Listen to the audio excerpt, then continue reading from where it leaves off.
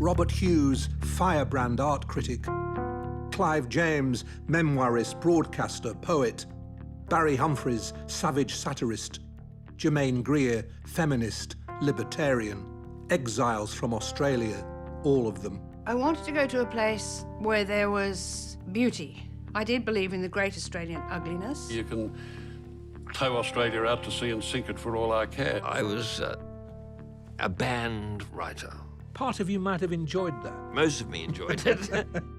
My name is Howard Jacobson, and I have a personal interest in this.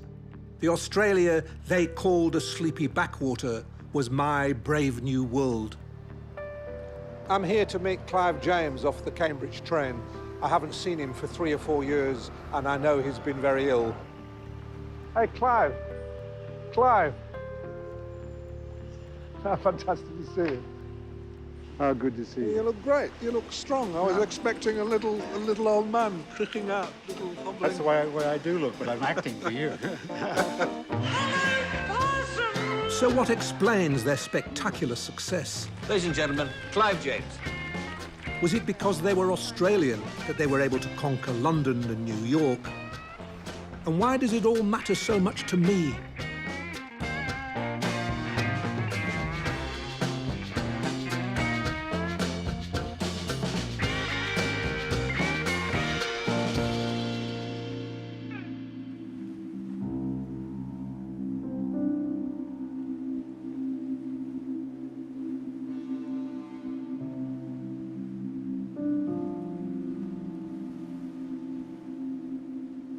In the Australian summer of 1965, I sailed into Sydney Harbour, having put the frozen drabness of an English winter behind me.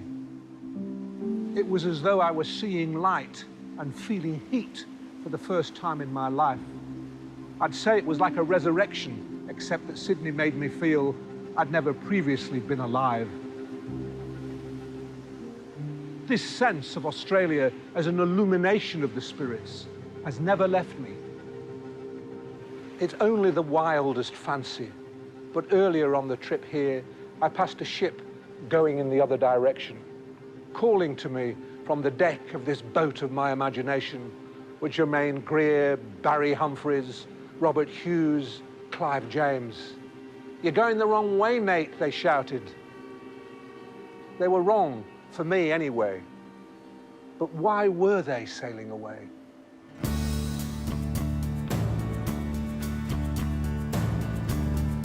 Why would Australians ever choose to exile themselves from such beauty and exhilaration? What were they sailing away to find? They hit London at a time when the egg was cracking open, with rock and roll, with people in the arts. And it was a New England that they could help to make, and they did help to make it. They were a kind of beacon of a new kind of freedom. That kind of iconoclasm was the future, and class was on the way out. The way Australians use humour, we're sceptical about a lot of things, but we're not pessimistic. And the humour's very dry, very wry, and incredibly mischievous. They could do, actually, what you were not supposed to do. They had this incredible range, encyclopedic range of learning, but they were also outlandish. You know, they were hoodlums in the playground.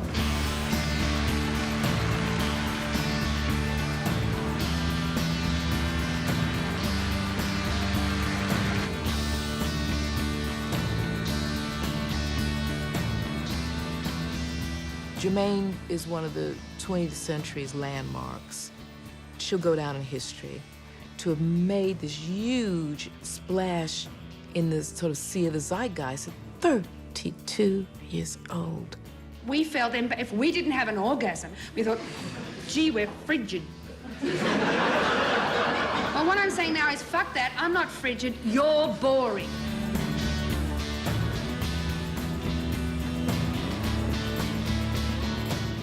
I am green with envy. In England, a writer has to be dead 200 years before he's remembered. And even then, the best he's likely to get is a dark, unvisited corner of Westminster Abbey. Yet here, in the busiest part of Sydney, is a living Australian writer. Germaine Greer, and half the time she disowns the place. But Australia reveres its writers. It's wonderful.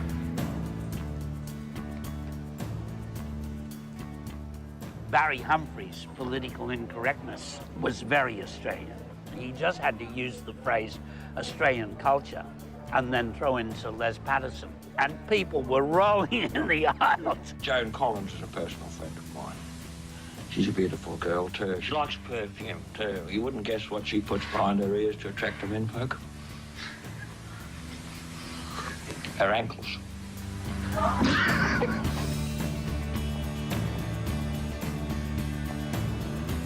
And suddenly the door opened and there was an apparition.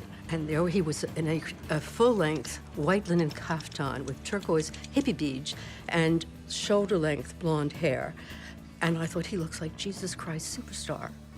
It's really about turning people on. I mean, with television, you can't see your audience, but with this one, you can see them and they can see you. And the whole thing is very instinctive.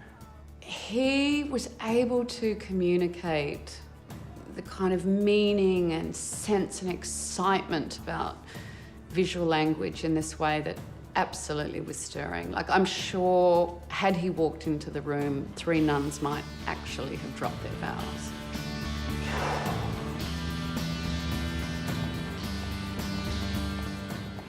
Great lines from unreliable memoirs. It would be churlish not to concede that the same abundance of natural blessings which gave us the energy to leave has every right to call us back. I loved Clive, and he was a wonderfully witty, funny man. And for an academic intellectual, which he indisputably is, he had wonderful comic roots and timing. I used to think that the Opera House didn't have what it took to be a symbol of Sydney. I thought it looked like a portable typewriter full of oyster shells after an office party. Foolishly, I said so.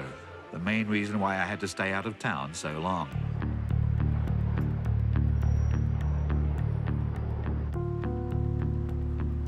There was no opera house when I got to Sydney. Yes, the suburbs sprawled, the beaches broiled, and Australians ran about in the sun. But that didn't mean the country was uncultured. Raw, hedonistic, and bloody-minded it might have been, but weren't these the very qualities that made our famous four famous? Where do you think our 4 Australians got their verbal virtuosity from?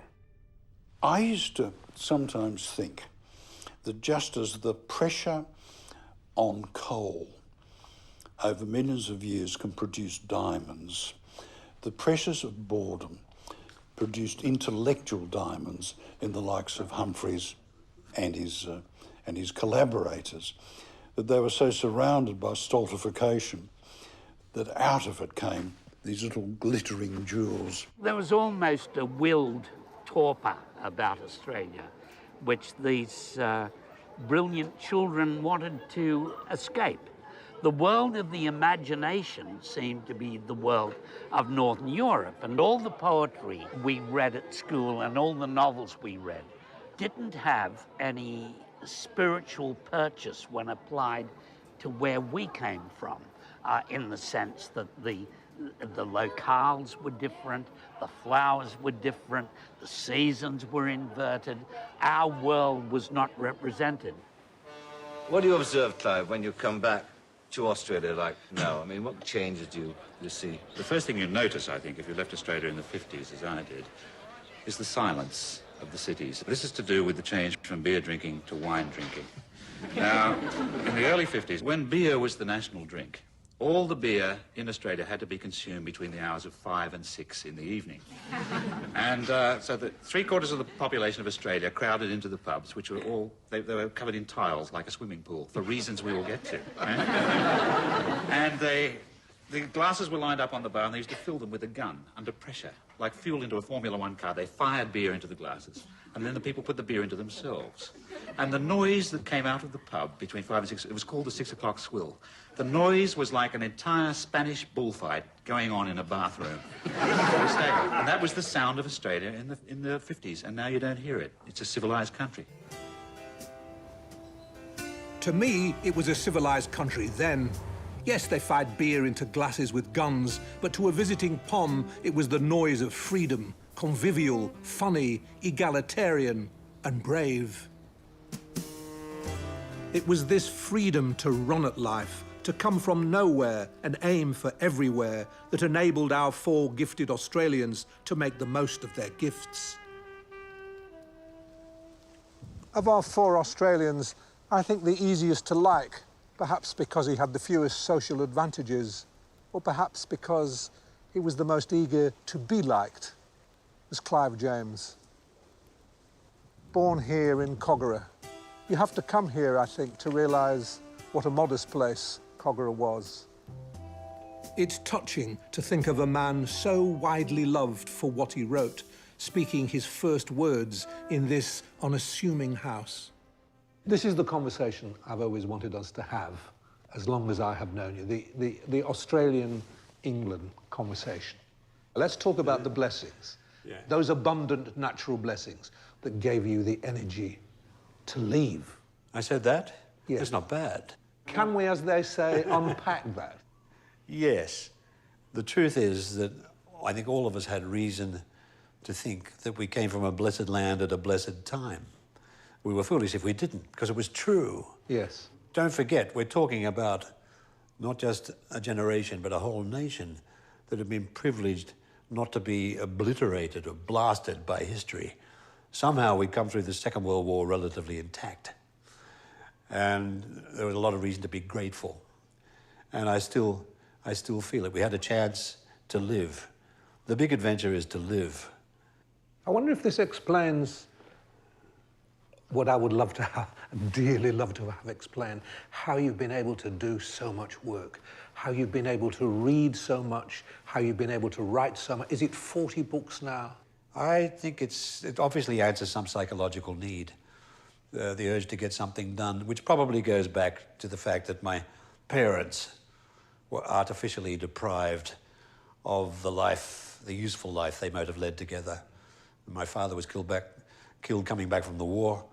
My mother had to spend a lot of time just concentrating on the difficulties of bringing me up. I always felt, even when I was young, that their lives had been, just by fate, truncated, and that I should do something with mine. If the father was absent for Clive James, he was, if anything, too present in the life of the young Robert Hughes, who grew up conscious of his patrician lineage. Like his family before him, he was educated at Sydney's prestigious Riverview College. It was here, when he was 12, that he was informed that the great hero of his life, his father, had died. His grandfather had been the first Lord Mayor of Sydney, and his father and his brothers had been here before him.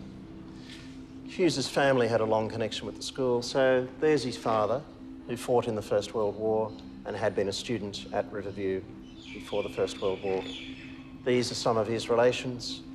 So the Hughes family has a 50 years connection with the school before Robert. There is a film I saw recently of you and Robert Hughes talking about the beatniks. Wonderful, pedantic. I know exactly the piece of film you used. It's 1959, so you were babies. I wouldn't call beat a creative movement. The thing about beat is that it's a quest for experience. They just like to take in raw experience. They like to dig everything, man, you know? And there's Robert Hughes in a waistcoat and a bow tie, a dandy, with soft, long, llama-like lashes. You look good too, but you don't have soft, long, llama-like lashes. Dingo-like lashes. He was elegant and urbane. You too were urbane. I can only read it in pages. It's that sort of book. It has no overall structure. A most irritating thing. It's a most irritating thing. Because a novel really is an expanded poem in the sense that it must have an overall structure. You don't look as though you've got a lot to learn there. The assurance of you. I think Bob Hughes's sophistication was genuine. It was a very cosmopolitan family he came from. And mine was a bit put on. I'm not making any overt criticism of it. I'd just like you to notice, for one thing, this superfluity of adjectives, which seems to me to indicate a lack of discipline. And it seems to me to be innate in beat culture generally. It's interesting to note there are quite a number of people who are advertising executives during the day and beatniks by night. What interests me is there's Robert Hughes being a critic of the beatniks, you're being a critic of Kerouac, criticism. And then you think of Barry Humphries, who is a great critic of language, is he not? Germaine too. The four of you are all literary critics. You all have acumen, but you all have drive and have attack. Was that one of the reasons you were able to take the British by storm? I think it's true that we had fun expressing our opinions. Not a shy, retiring people. Rather different from the British in that way, and especially the English. The Australians were less mealy-mouthed. They were sometimes horrifying to hear, but they didn't mislead you by choking back their opinions. I've no memory of anyone choking back their opinions at Sydney University when I got there, not long after Clive had left. Hughes, too, had been a student here, and Germaine, a lecturer. I'd come, I thought, to teach Australians to read, but it was they who taught me how to scrap. Don't be fooled by the air of academic calm you see around you. Intellectually, I don't recall a single quiet day in the whole time I was here. We argued about everything. Lectures were war zones. Seminars were like medieval jousts. We fought each other over books, we fought each other over ideas, we fought each other to a standstill over Emily Bronte, and she wasn't even a student here. In this seething cauldron of belligerence, I came of age. And so did Clive and Robert. I mean, in those days, Clive and Bob were the big stars of the university. Bob especially used to hold court. He would, you know, there'd be a party or something in a room, and Bob would be in the middle of the room, and people would be gathered around. To hear him talk? To hear him talk. What do you do for a living, Bob? Well, for a living, I work as art editor on a magazine downtown fortnightly. I'm a painter. I didn't really play the role of acolyte particularly well. I mean, I thought that he was tremendously clever, and he was enormously handsome. I mean, he was big and big shock of blonde hair, and girls went crazy over him. Of course, as with any movement, there are a lot of hangers-on. Clive was editing the university newspaper and wrote nearly everything in the university reviews, which were screamingly funny. He was a brilliant writer, I think, even at 18 and 19, there were a tremendous amount of wit. And with wit went trouble. A raffish group known as the Push that met in smoky bars around the university attracted Sydney's young bohemians. I think the libertarian push in Sydney is very significant for the impact Clive, Germaine and particularly Robert Hughes had. There was a sharp edge of discontent and subversion. There was a fringe of malcontents. And if you look at their work in the 50s and particularly in the early 60s in magazines like Oz, you see an embrace of cosmopolitanism and the great out there.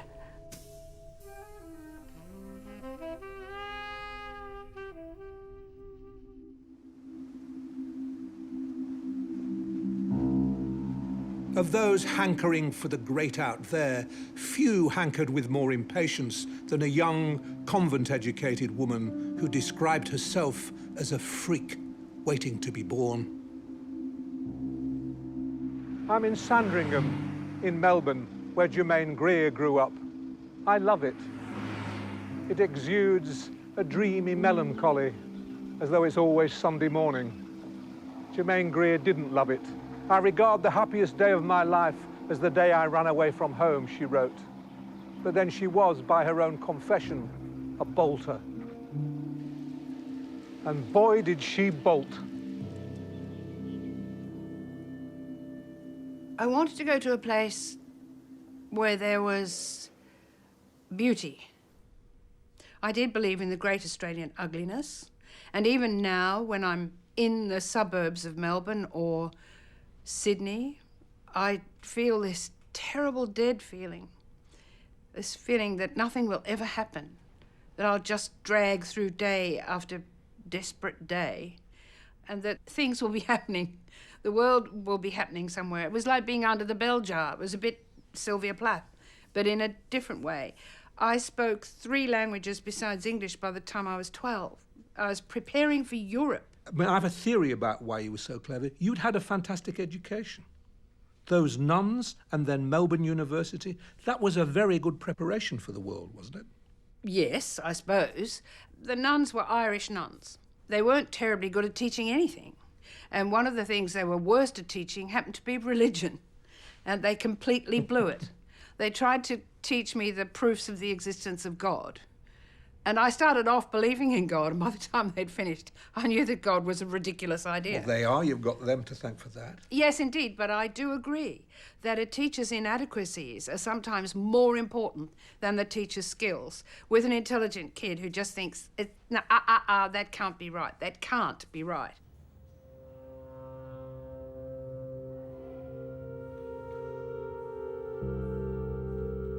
Ever since I was a little girl, she said, I wanted to escape from where I was. Interesting that she describes it as escape. This library in Melbourne was the place she would escape to, and where, with the help of literature, she would do battle with dullness and confinement.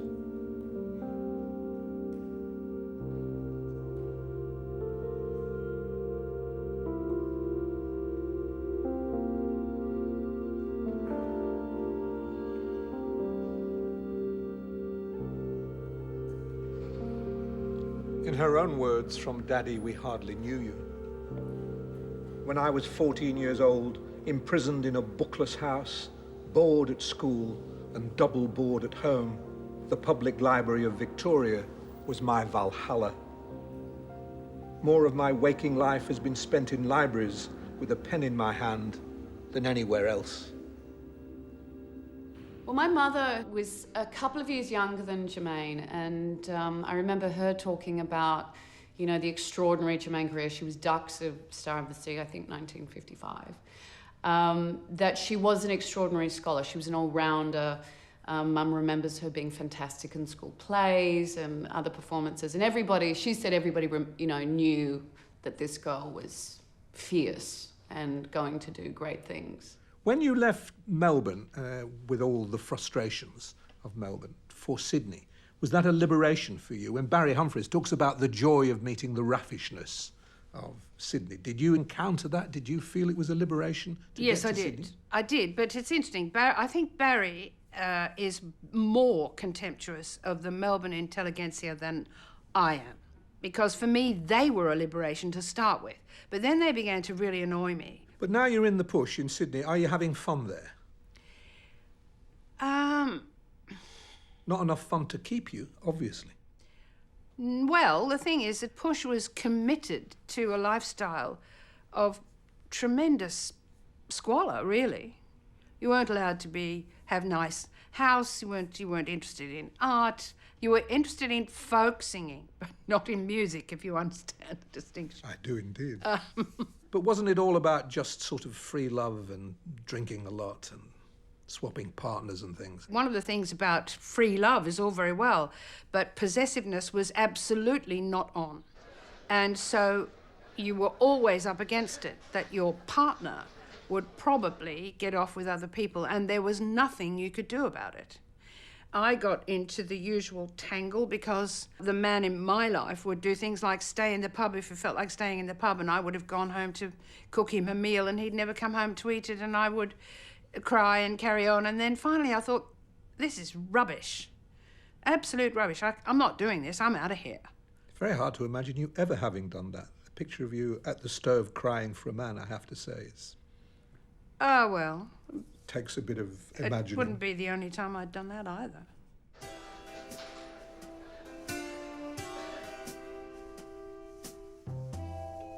But let's leave the young Germaine pining by the stove while we catch up with another of our brilliant Melburnians.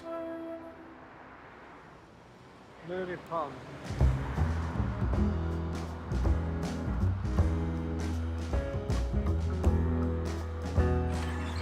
For Barry Humphries too, growing up in the suburbs had been hell, but he chose to quit Melbourne paradoxically by plunging more deeply into it.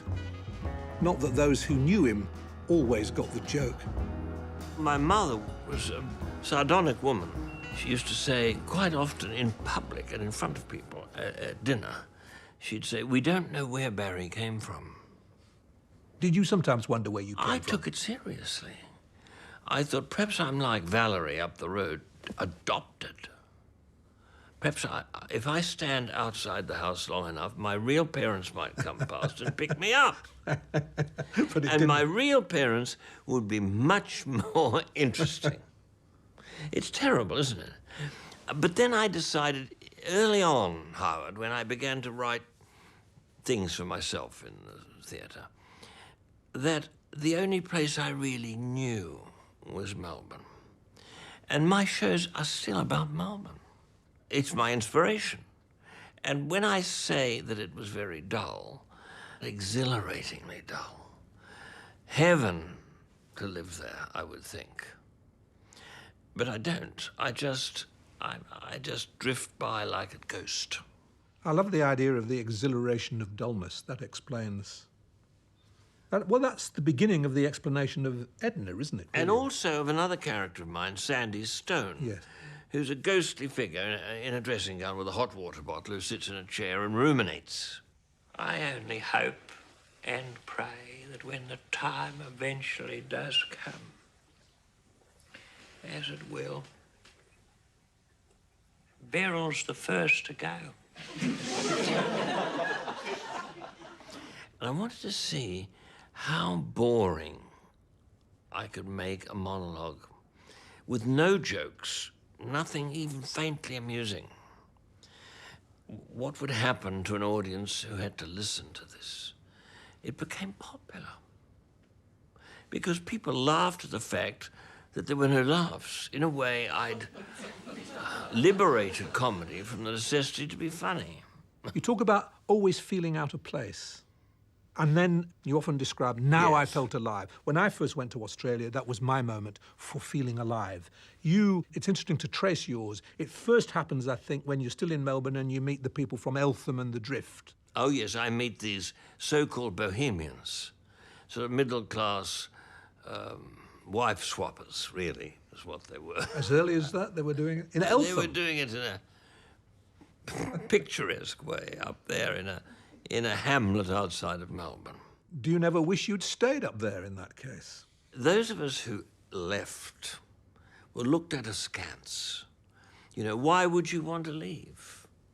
Well, they knew very well that the reason they hadn't was that they were too scared or doing too well. I started to do rather well.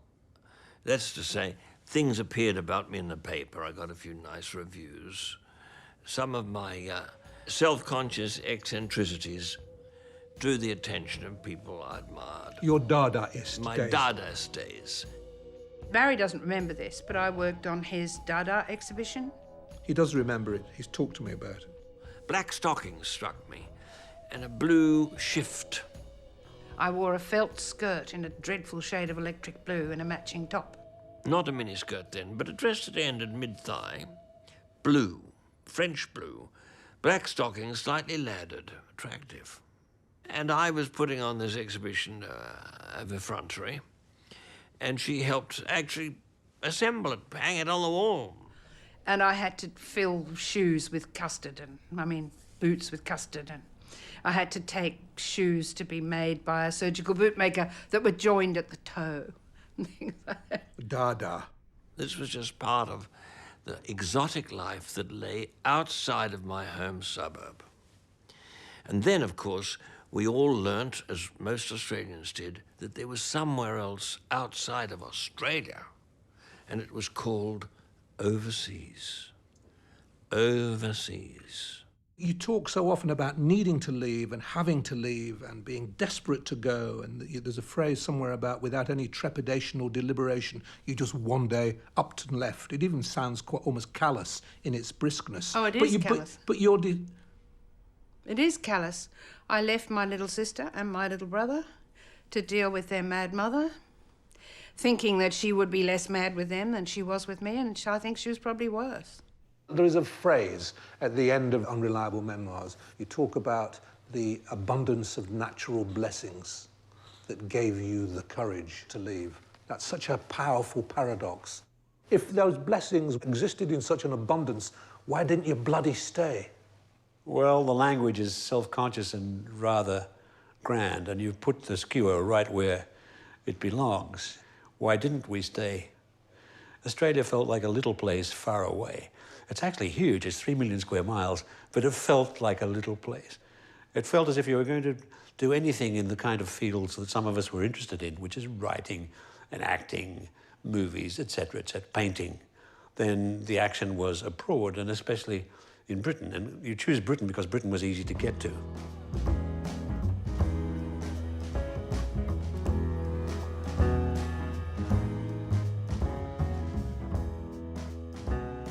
And sometimes the more beautiful the place, the more you have to leave it. The lotus eater thing about, is it Ulysses and his sailors find themselves on this island, they eat the lotus, and that's that. All they want to do is lie around all day and enjoy the sunshine and not do anything. And I think many have felt that about Australia. It's too good. It's too good, mate. And if you're ever going to achieve anything, you just have to get away from it. When the moment came to leave Sydney, I hardly felt a twinge of misgiving, wrote Robert Hughes. Australia in the early 60s was a backwater. Barry Humphries spoke even more contemptuously of the country's stifling intellectual torpor. You had to get away, he wrote later, and prove yourself where the competition was intense.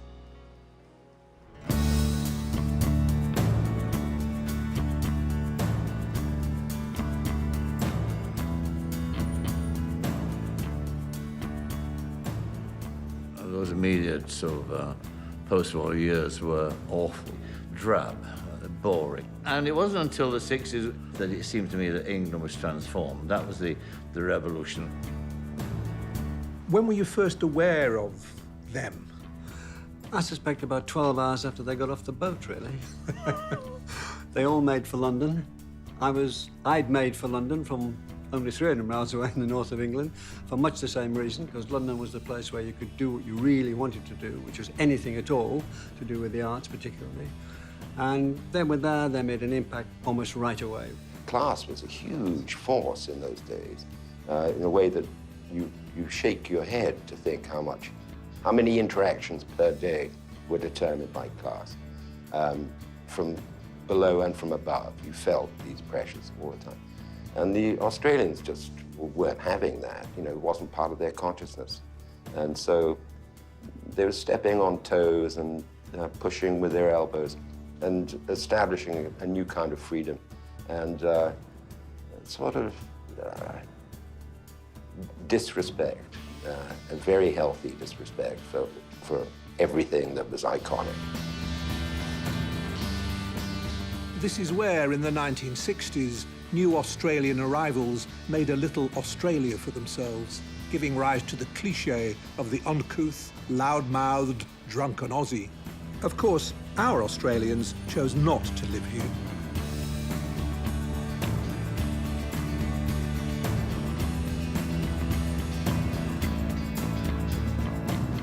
The Valley of the Australians.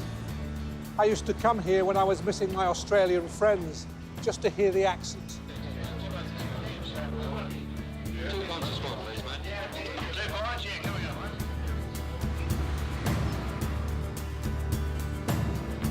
London was full of Australian girls making up their minds about their boyfriends. Sometimes they made up their minds with the assistance of Austrian ski instructors. So was this in Earl's Court? Did you head straight for Earl's Court? I decided never to go to Earl's Court.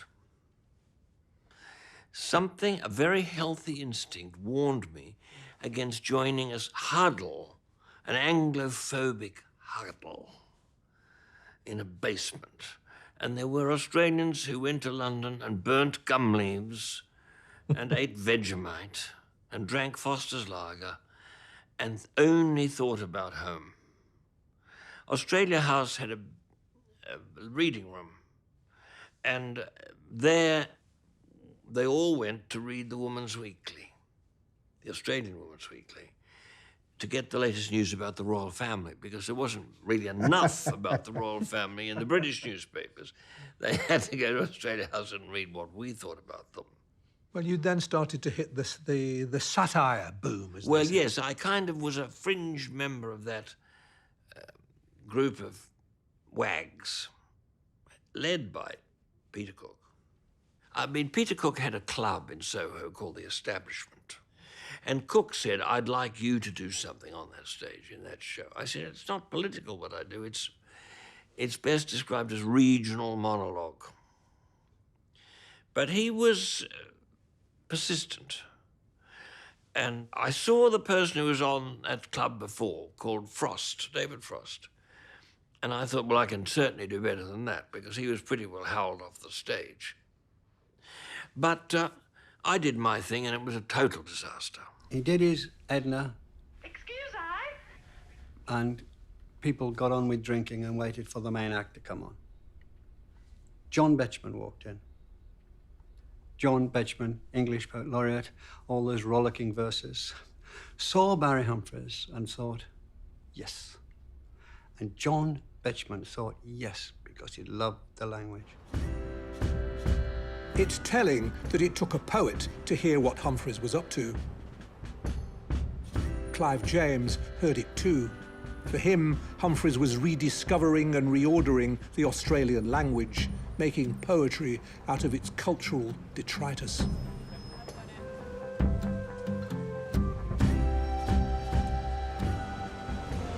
Britain was finally emerging from its long post-war winter, and if it was receptive to riskier music, bolder art, satire, it was also receptive to the very things our Australians had brought over in their luggage: words.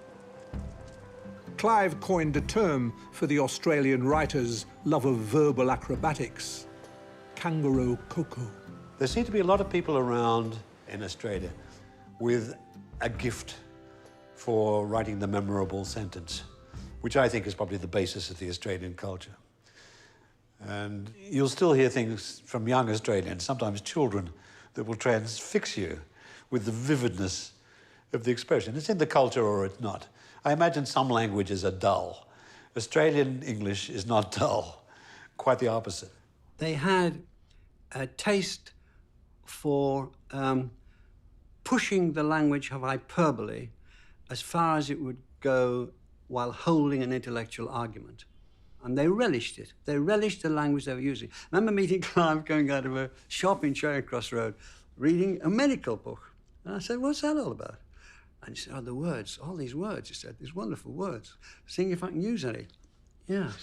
And that was good. And Germaine has this flair for extremism in expression, which holds to a very strong argument she's making. Australian speech is characteristically exaggerated and over-coloured.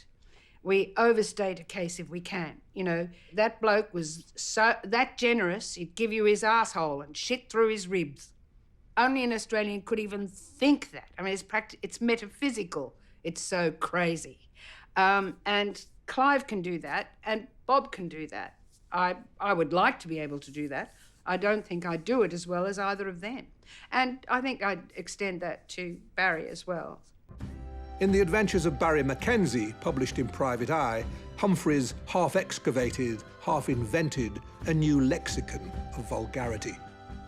I deliberately made it a sort of synthetic character, sometimes inventing expressions, some of which actually went into the language, and recycling schoolboy slang. And there was a great deal about incontinence. Barry Mackenzie drinks a lot, but he's always looking for somewhere, as it were, to urinate, you know, or to point Percy at the porcelain, or something of the kind. And if he's not urinating, he's vomiting. In fact, the comic strip was banned in Australia for several years because it was felt, not that it was indecent, but that it misrepresented Australia. So I was a banned writer.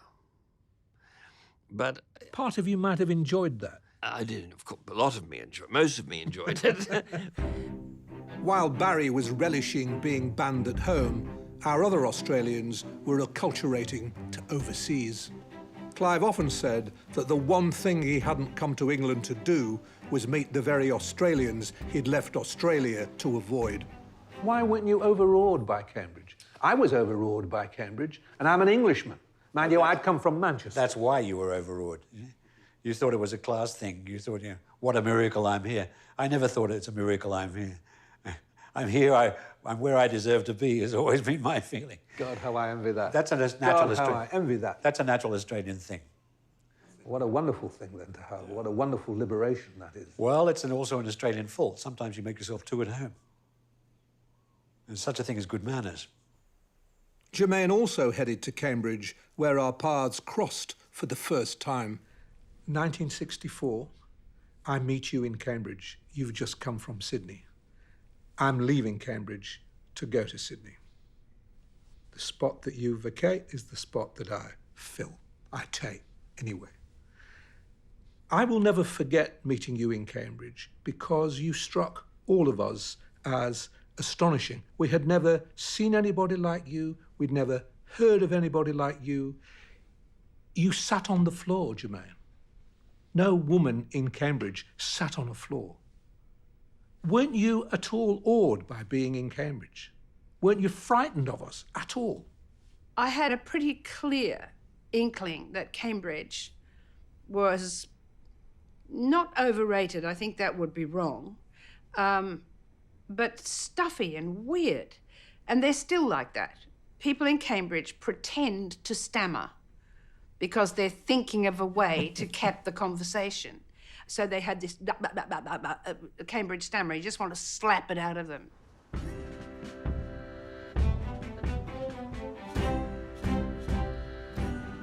And of the best of the performing arts since 1936, the very best was the annual Footlights Review. If you wanted to make a go of your Cambridge career, Footlights was one of the best places to do it.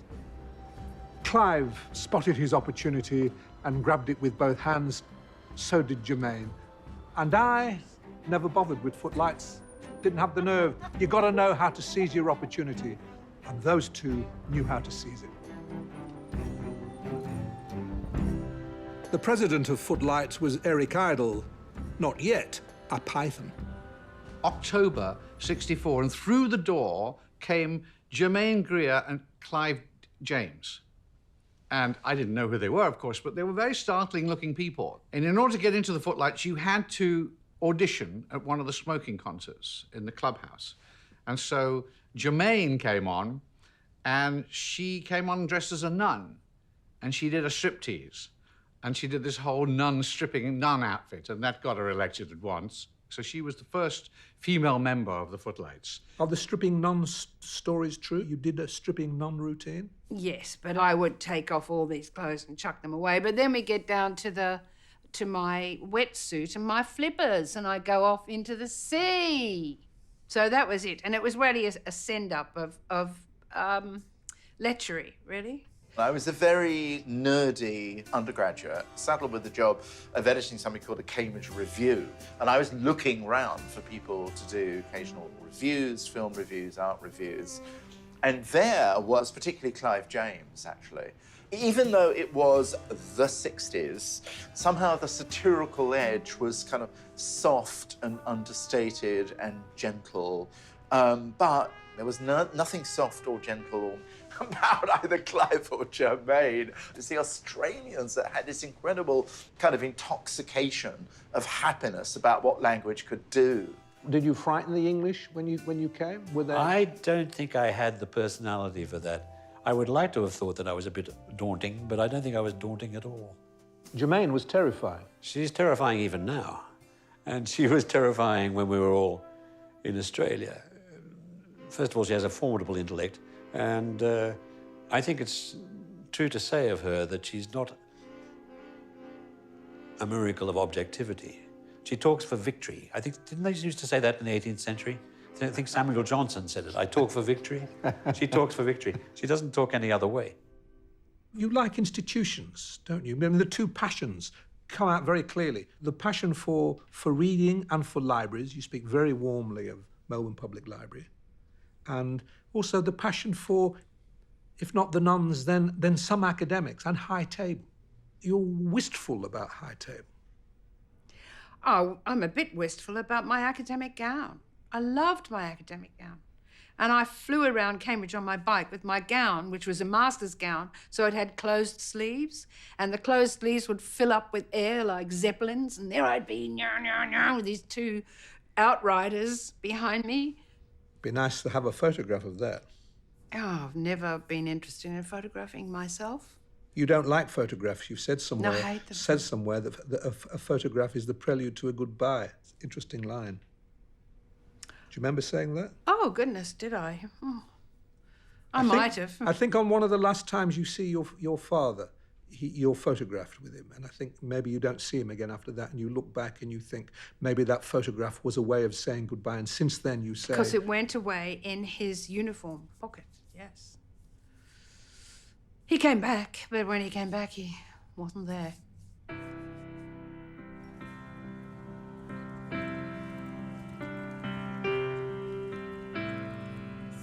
There's an orphan feel about our Australians, an absence of fathers. Clive's died when he was a little boy, Robert's when he was 12. Germaine's father was a mystery to her, and Barry was a mystery to his. I've noticed that I bond very well with people who have lost their fathers, or their fathers went off to the war. And both Germaine's father went off to the war, Clive's father went off to the war. And I think, in a sense, this generation of Australians were orphans in the sense they were coming to Europe to find out why their fathers were killed or put in the army.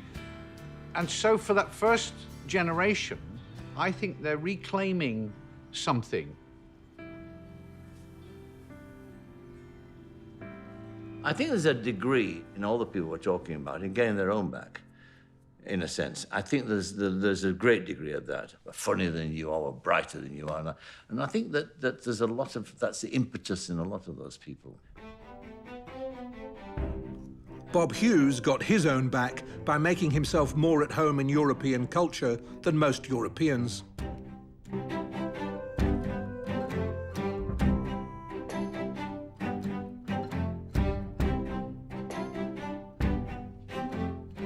This is what he left Australia to find: civilization, or imperial loot, as he later called it. Refined he might have been, but he never lost his rough colonial seditiousness. And it was like a rugby team coming into your office. You thought, well, this is an intellectual rugby player letting you have it between the eyes about art. He spoke as he wrote, with the air of an aristocrat who had just stumbled out of a bar, but with his syntax intact. You have to realize, of course, that no painting that's of any quality is really very easy to understand, because the function of a painting is always to expand one's experience. And so if it were easy to understand, then it would fall within what you already knew. While Germaine and Clive were making things happen for themselves in Cambridge, Robert Hughes was wandering around Italy, finally taking in the great art he hadn't been able to see with his own eyes in Australia.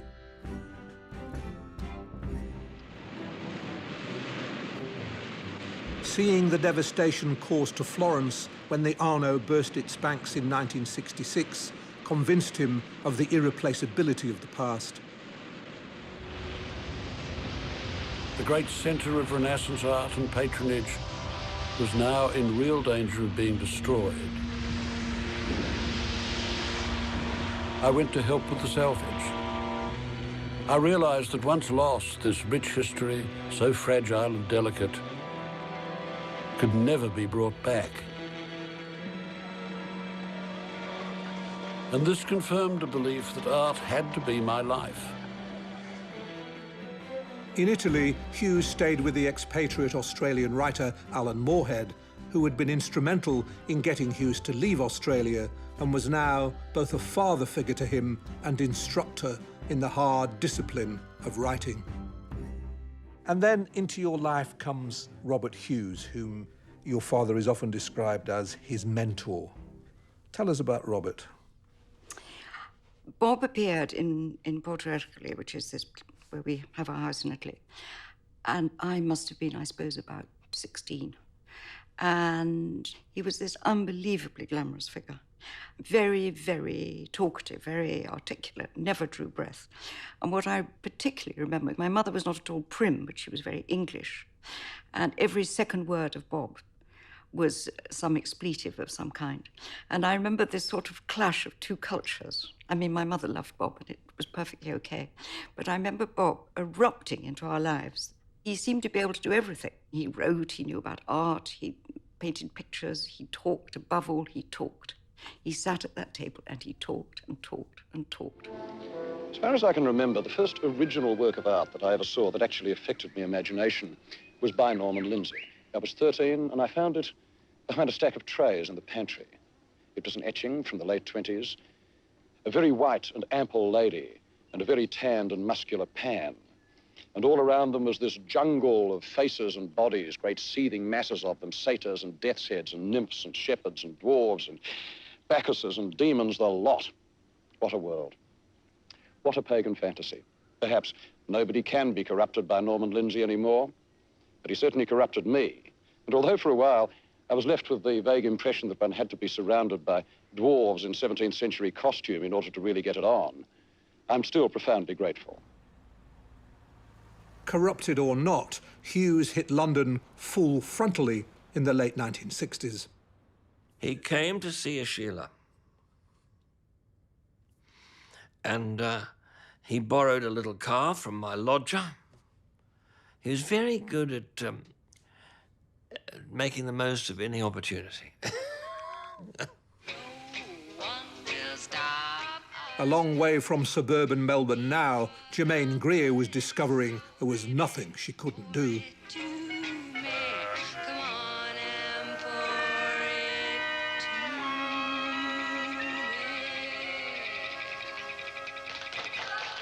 With a PhD from Cambridge, a lectureship at Warwick University, underground magazines to write and pose for, Led Zeppelin to play super groupie to, she had only to breathe to be subversive.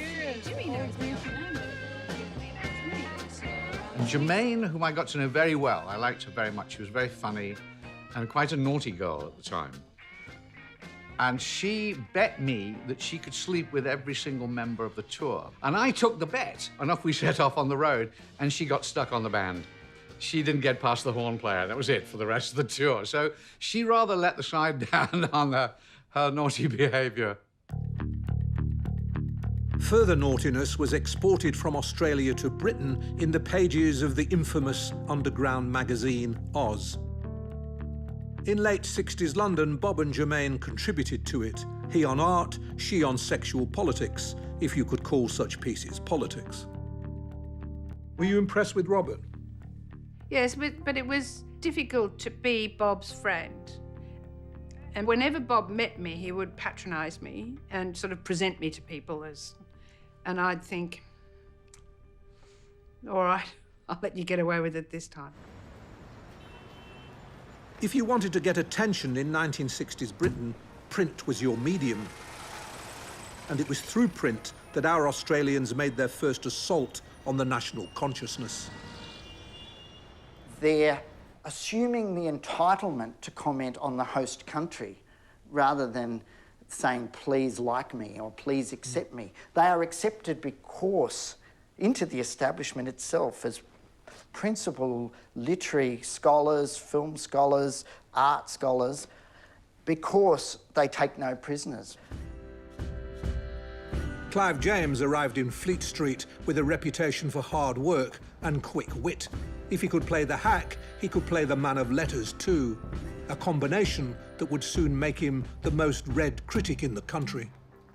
Martin Amis and Christopher Hitchens, both friends of mine. Hitchens is dead now, alas. They both said, go back to Australia, when they disagreed with something I said. But there was a smile on their face, and anyway, I would have ignored them. And I don't think there was ever any problem with acceptance. If anything, one had a sort of exotic appeal. And I started becoming a junior member of the London literary world. And I confess that for years, that's when I really did feel that I'd left Australia.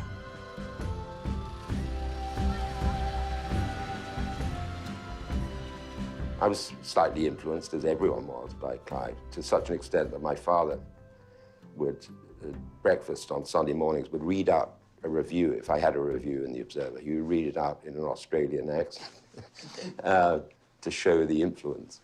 An influence of which he disapproved? Which he disapproved. Well, you know, he had a lot of respect for Clive. It was some, you know, cliches, but it was just very fresh, his voice.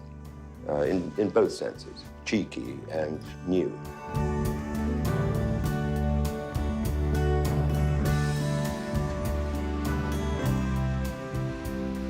Loaded with words, fastidiously hypercritical, armed intellectually to the teeth, our 4 Australians could clean up any opposition. But you aren't always liked for that. They brought a sense that the world was not divided between us and them, that it was full of people more like them. They became the poster boys and girls for Australia in many, many ways. They did a huge service to their own country. Now, it's strange that in their own country, because they actually left, they've sometimes been regarded as traitors.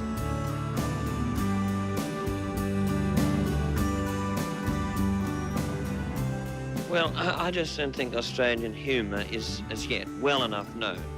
And I think that it's the duty of the practitioners of Australian humour to make Australian humour as known abroad as it is in Australia. And I hope that the time is not far distant when Australia will become the laughingstock of the world as it fully deserves to be. I'd like to go home. Certainly I still love Australians better than any other people in the world.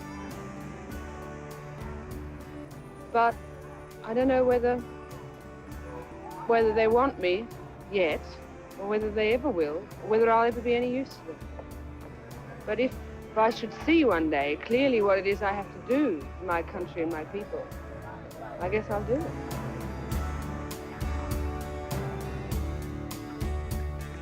So where was home now? And how was Australia reacting to news of their success? With pride, you'd think. But Australians are suspicious of tall poppies. So had our brilliant creatures outgrown the country that had made them brilliant? We shall see. And you're working on something associated with... I'm doing a time essay on Jagger, yeah, because it sort of interests me a great deal that the sort of principal sex object of the Western world should be a man rather than a woman. You see, I hear a lot of men say now, this has brought a sort of unrest into my household.